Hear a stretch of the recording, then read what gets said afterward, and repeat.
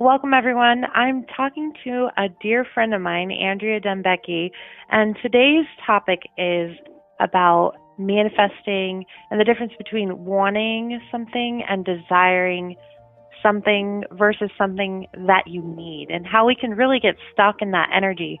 So we were just having a really awesome conversation about that and just spontaneously decided to record it for you guys. And welcome, Andrea. Hi, Kelly. Hi. So Andrea's been my longtime radio buddy for years and years. So this is exciting to just have this conversation, be able to share it with you guys.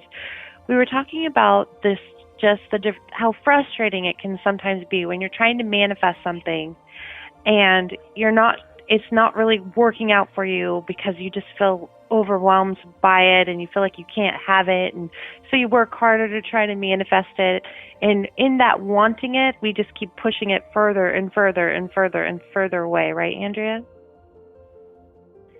Yeah, it's like a fear of our wishes coming true almost. You know, when we looked at it deeper, it's like, why are we keeping that at an arm's length? Kind of understanding the difference between if we really want something, then we're not in resistance to wanting it, and at the same time that means we don't want it as badly because we know that we're worthy of it. If that even makes sense. You know what I mean? Yeah. Oh yeah, like just getting more neutral to it, and it feels like it's more like a loving acceptance flow then, as opposed to a forcing, fearful, like I need that or else it's the end of the world, or I need that and that's the only way I'm going to be happy, and I need that by this date, and all that stuff is just not fun. Yeah, it's kind of like and also when you're really, from my personal experience, when you really are trying to manifest something and you want it, but it can be almost a negative want, because in wanting it, at the same time, we don't want it. We were talking about that a few minutes ago, how when you think you want something, but when you look deeper at it, you're resisting it because you really don't want it, because you're scared of what your life might look like if it changed and you did have that, or you're scared of, there's a reason why you're keeping it from yourself. So it looks like you're masking it with feelings of, oh, I'll never be able to have that, but really we're unconsciously blocking it from ourselves for a reason. Does that make sense? Yeah. Well, and it feels like it's like we're protecting ourselves from ourselves in like a kind of roundabout way. So then, like, what would you suggest, like working with the subconscious, doing hypnosis or like journaling to really unleash the fears maybe we have about it? Or what about the thrill of the chase? Because I was looking at this too in myself, like I've manifested so many things, and then it's like I'm just hungry for more. It's like I really need to be entertained in that way. And if I had everything I wanted, what would my mental space be filled with? Mhm. Exactly. Well, you asked if I had a tip for, like, what do we do? The first thing is, so visualization is by far the most powerful thing you could ever do. Yes, everybody knows that. But most people don't know the reason why it's so powerful is because your subconscious mind, it works in pictures. Before the age of 5, you couldn't think in regular words. You were thinking in pictures. But by the time you were age 5, you started to articulate your feelings in words, and even start to do that when in your head, the way you were thinking. But the subconscious mind actually communicates in pictures. So when you visualize, you bypass your conscious mind, go straight to the subconscious, and that's when you can make these profound changes. Now, here's how we know when we have a block to something we think we want to manifest. And that is that when we start to try to manifest it, or not manifest it, when we try to visualize it, we shut down. Like, have you ever tried to visualize something and then you get nervous and upset and you're like, I can't even see it. Like, I want that, but I can't see it. Like, if you get into a place where you think you want something but you can't see it, you have just discovered a profound emotional attachment to not having it, like at a subconscious level.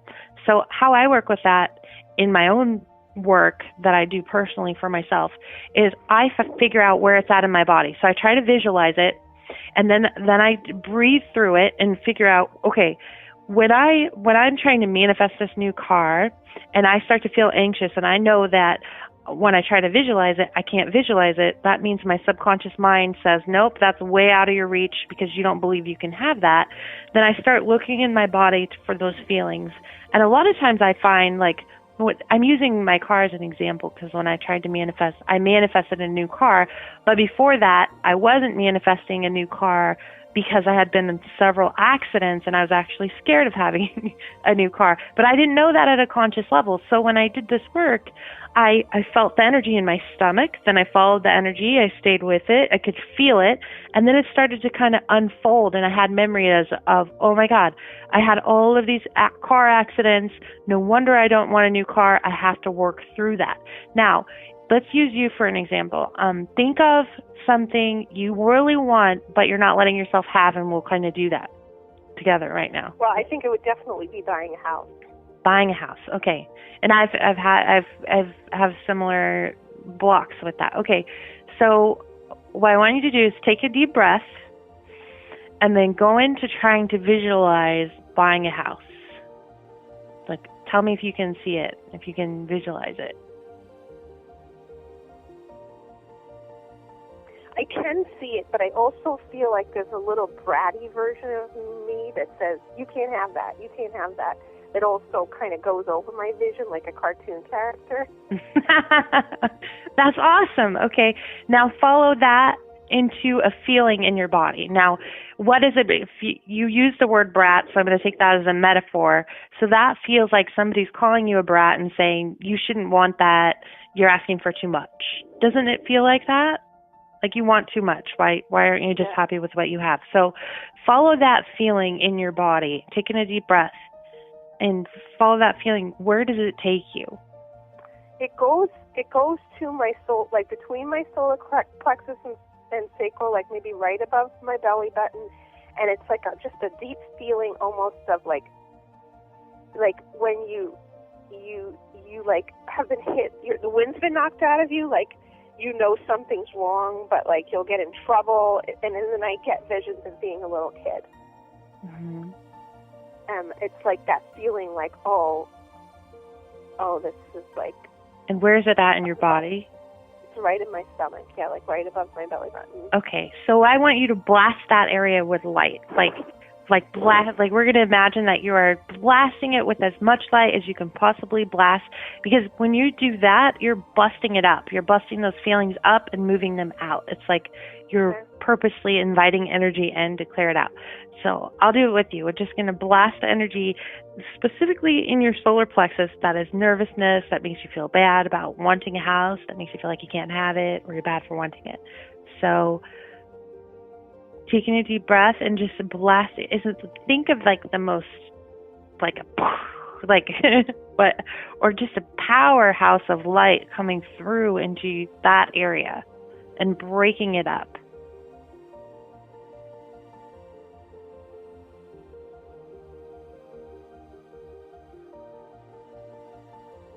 Okay, now I want you, ooh, that feels better. I feel that. Now try again. Try to visualize it again. And this time, like, try to blow it up really big, crystal clear, with beautiful colors and vivid sounds, and let it fill your heart, because until you can visualize it with a smile on your face where you really feel like you're there, then you haven't cleared all the blocks yet. Yeah. No, it feels really big now, and I see all kinds of things when I see it now. Like the plants are talking, there's dogs running around, there's angels above it, there's like my grandparents are there from the other side floating over it, and everybody's clapping, and it's like very heavenly, and there's no resistance now. Yeah. So go ahead now and just like, you have that picture, and now you just have to just do it every single day, every day for 5 minutes. I try to do it more than 5 minutes a day. But once you can actually visualize it, then you're at a place where your subconscious mind is going to be susceptible to it. It's going to let it come in. which is huge because most of us just don't understand that we are at a place where we're blocking it at a subconscious level. Sometimes we need to keep blasting with light for more than just one time, or we need to keep, overriding that feeling of, I'm stuck, anyway, so. It's really interesting, too, though, because I felt like I went back to being a little kid and having big visions and always being cut down by adults. Like, I'd be like, I want this and this. And then I was like, no, you can't have that, or you think too big. And I didn't even realize that it was like an energetic language going on. And so when I connected that part of myself, it was like that spiritual energy was a dynamic visionary, but it kept getting pushed down, right? Getting in trouble for thinking too big, wanting too much, being selfish. And so it was like that part of me came back that was like, yeah, I'm going to create beautiful things and have beautiful things because on a soul level, my soul wants that and is thriving in that, and that energy doesn't want to be suppressed. It wants to flow out in the world. And also manifesting a home of your dreams. I think for me, home represents safety. And so if you didn't have a sense of safety in your home as a kid, then you're going to relate home to not being safe, and you're going to have a little bit of a block there, sometimes a big block, if that makes sense. Mm-hmm. I also wanted to talk about reversal of energy because I saw this coming up when we were talking earlier. It's like when you manifest with joy, it's like your solar plexus energy or your chakras shoot out light. But if we're in a state of blame or we're getting high off of blame or disempowerment, the energy is reversed. But what is the high that we get off of telling the world we can't have what we want and having a blame story or a negative story? Because some part of it gets high off of that. Yeah, I know. Well, that's true because there's actual chemistry happening in your brain that creates certain chemicals that your body then starts to get addicted to. So if you're a chronic complainer, you try to stop being a chronic complainer, you'll actually start, and I'm not talking about you, but just people in general, if we are chronically complaining and we've been doing that our whole life, and then one day we just decide to quit, you're going to have the same effect in your body as if you've been drinking coffee your whole life and you just decided to be done with it one day. Or if you're a smoker and you just decide to be done with it one day, you're going to have withdrawals, physical symptoms and feelings of anxiousness and uncomfortable feelings in your body. So the first step is awareness, because when you have awareness of, I'm trying to change the dialogue in my head, so I'm not always complaining. I'm trying to change the feeling, the way that I talk, or my personal habits of self-talk, but I notice that when I do, it's not comfortable. So just become aware of it isn't going to be comfortable first. You're going to try to go back to your old ways, because those are the chemicals that are being produced in your body over and over and over and again. It's like this groove. I learned this in a hypnotherapy class that I took, but with our patterns and the way that we think, we create a very, very deep groove in our subconscious mind. And so we have to have patience we have that groove so deep that we have to have patience to fill it up again and smooth it out and really no longer need to go down that path and create those same chemicals. This is the longer version of that.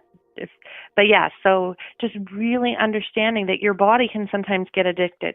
Now, anytime changing your thoughts the same way you do when you release habits and stuff like that, if you treat it the same, and what do we do when we're trying to quit smoking or quit emotionally eating or, start exercising or changing any physical habit, we have to drink a lot of water. A lot of water, because water ends up flushing out those chemicals. And if you're having a chemical or physical addiction to something, you're going to flush it out with water and deep breathing. So those are two huge, huge things. Lots and lots of water, deep breathing, lots of meditation. That's going to help you kind of change gears in the way your brain associates. Okay, sorry about that, guys. We got cut off. So I was talking about deep breathing and meditation techniques whenever you're working on trying to change your inner dialogue, and how sometimes it's really hard because our brain creates chemicals that make us have withdrawals to our own feelings and emotions. Does that make sense, Andrea? Yeah, and it's good to know that, like, change is change, even if it's positive. So it's interesting that we're talking about this, because I was looking at how we have these lifelong patterns of wanting certain things or blaming certain things for why we can't have them, but then we're just kind of in that loop of unhappiness. And then how do we fill that space? I personally have been thinking of filling that space in positive ways. For example, if you always feel like you need more money, imagining being a philanthropist. Or if you're always sick, imagine, what you're going to do when you're well and how you're going to feel, because it feels like that's a real, like, totally a mental, emotional thought space that we already have occupied. Mm-hmm. And so it's like we have to fill it with something else. And then a lot of ancestry stuff was coming up for me, especially when you were doing my stuff with the house, that it's like, these are the ways that maybe our parents taught us, and it's okay to go beyond them. Because sometimes I find, for me personally, I want to be loyal to their level of achievement on Earth. And so I really copy them. But if I go beyond that, I have a little guilt. So it's really about owning that I want to evolve past maybe my ancestry, or maybe even my friends or family right now, and be a leader. But we can have resistance to that also, because we don't want to not fit in. If we're super empowered, we might not fit in anymore. A lot of those interesting things come up because we want to be part of the clan. And I think that's all, that whenever we're talking about manifesting and the law of attraction, this is the one area that gets left out. And I think that's the area why so many people get frustrated, because we are like, if we want something, that should be enough to set us on the path of actually creating it and manifesting it. But the truth is that we have to address all of the fears and all of the beliefs that we've had our whole life, and the reasons why we have never attracted those things into our lives is because of those beliefs. In other words, if you want, a lot of success, but you have a belief that when you're successful, people get mad at you, then your subconscious is always trying to keep you safe, and it's going to block you from achieving success until you change the belief into, I am safe when I succeed. You know what I mean? Like, and you can feel that in your body, like the difference of, oh, I'm not safe if I'm successful, but and you shift it and kind of bless that energy with light, and or really just challenge the belief in itself. Where does it come from? Why do I believe that? Who taught me that? Who believes that? Who am I mirroring into my life? Because a lot of times we just get handed down these beliefs, like you just said, from our parents. And so we're adapting to something that we didn't even agree to believe in the first place. So sometimes it can be as simple as challenging that belief, like, wait a minute, who is this coming from? Where is this coming from? Why do I believe that?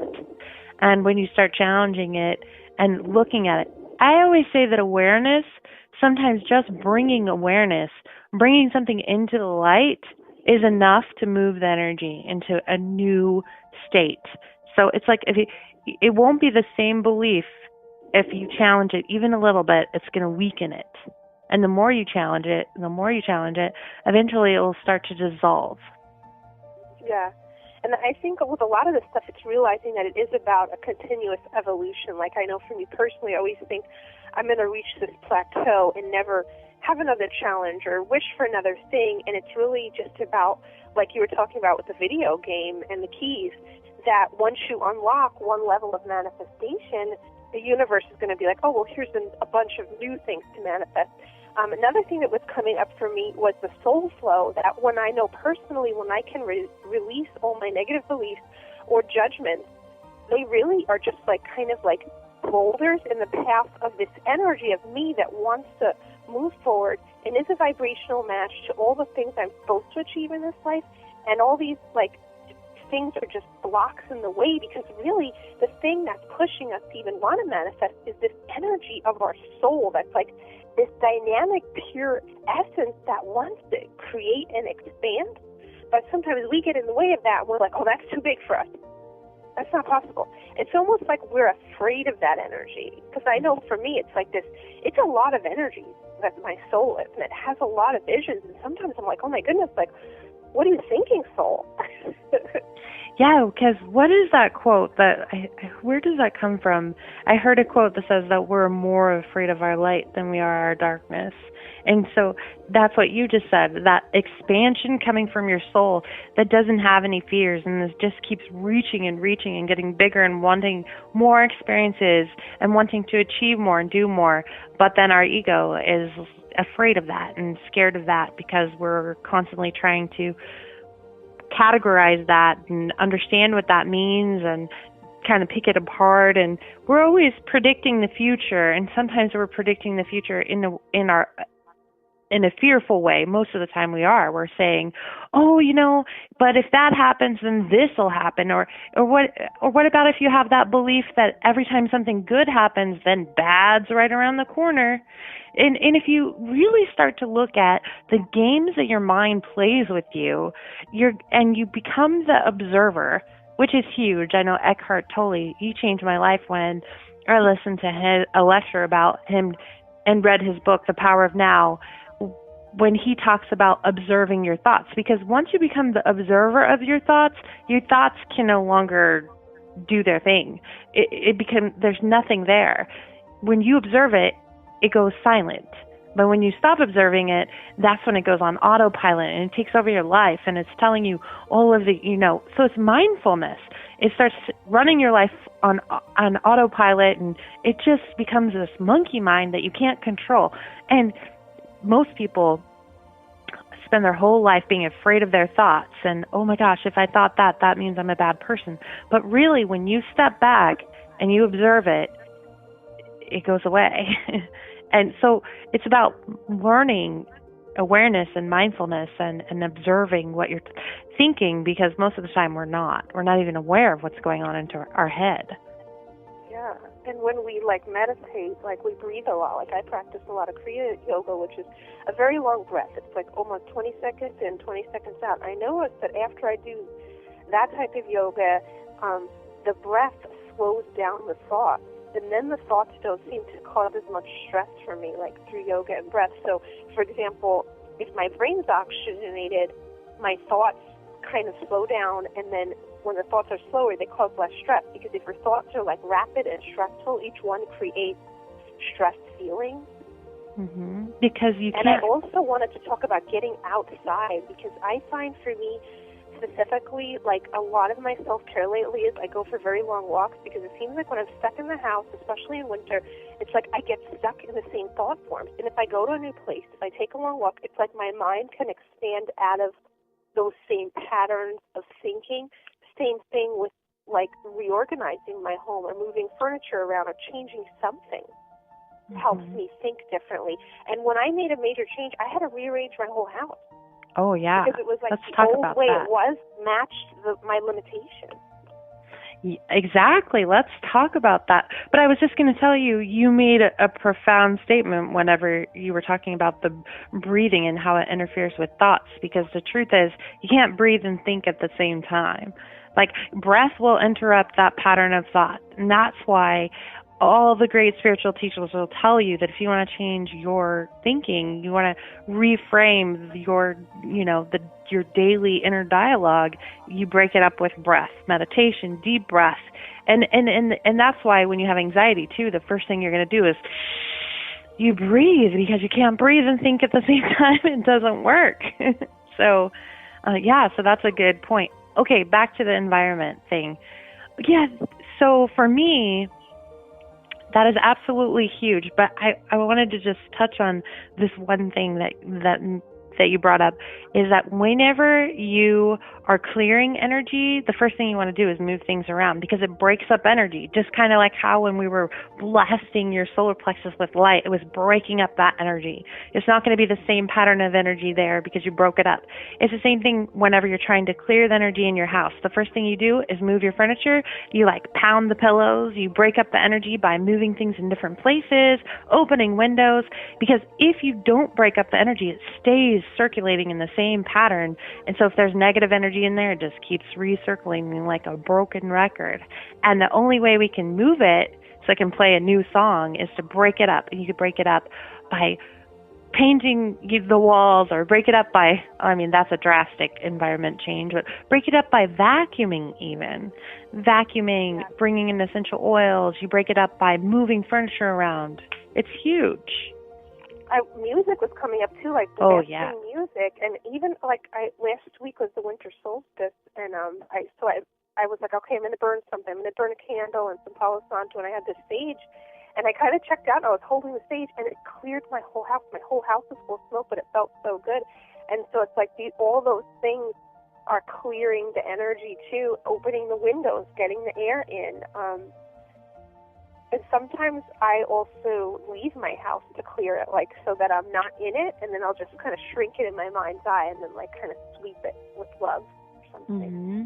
But all those things. Oh, and that reminds me too of the same thing with body motion.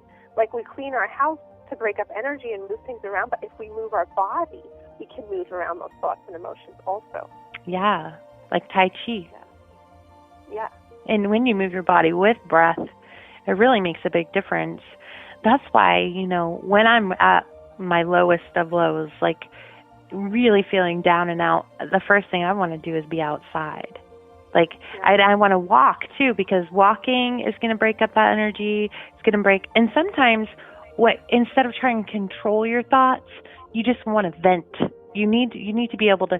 And that's why one of the most powerful ways to move through a thought process is by journaling your most angry thoughts and not judging what you're about to say, but just letting whatever you feel like feeling, you're not judging it. We have been taught in society, oh, it's bad. Don't be mean to so-and-so. Don't say that to so-and-so.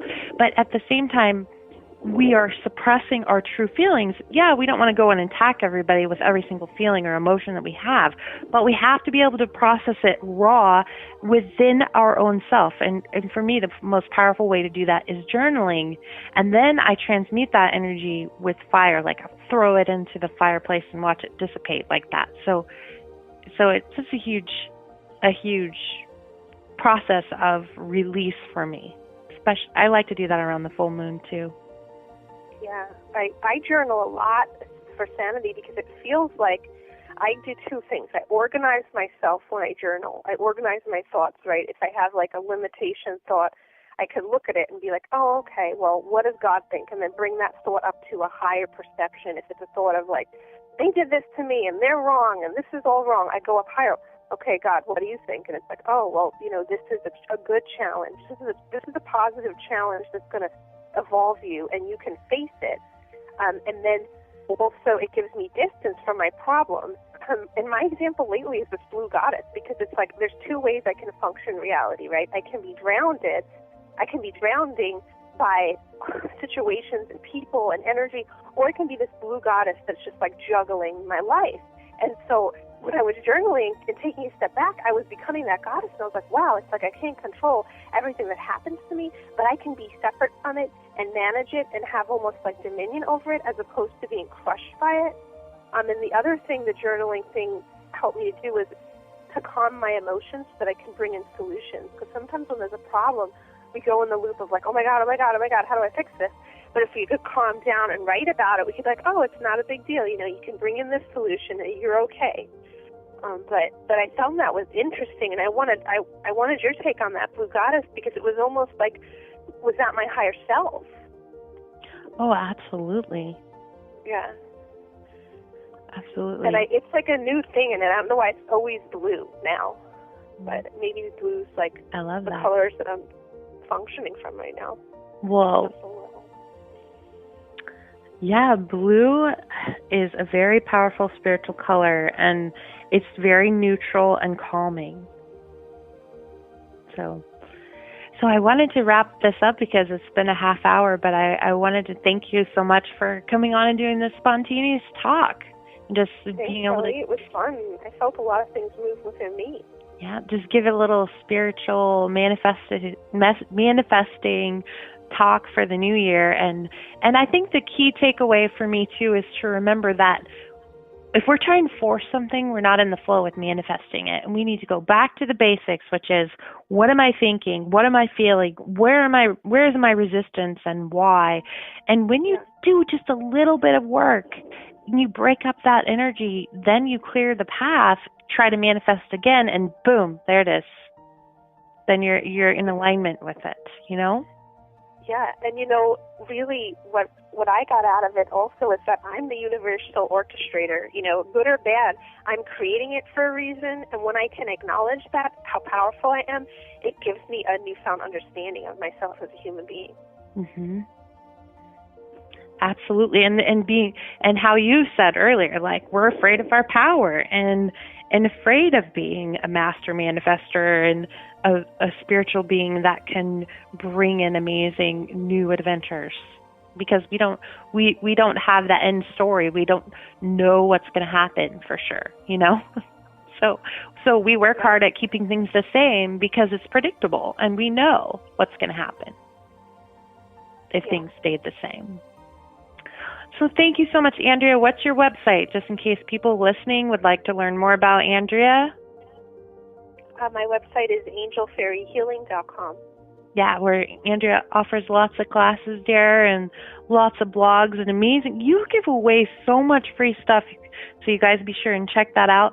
And my website's www.soulsearchingzone.com, where I have lots of blogs and free stuff there for you guys too. So thanks for listening in, and thank you, Andrea. Bye. Bye.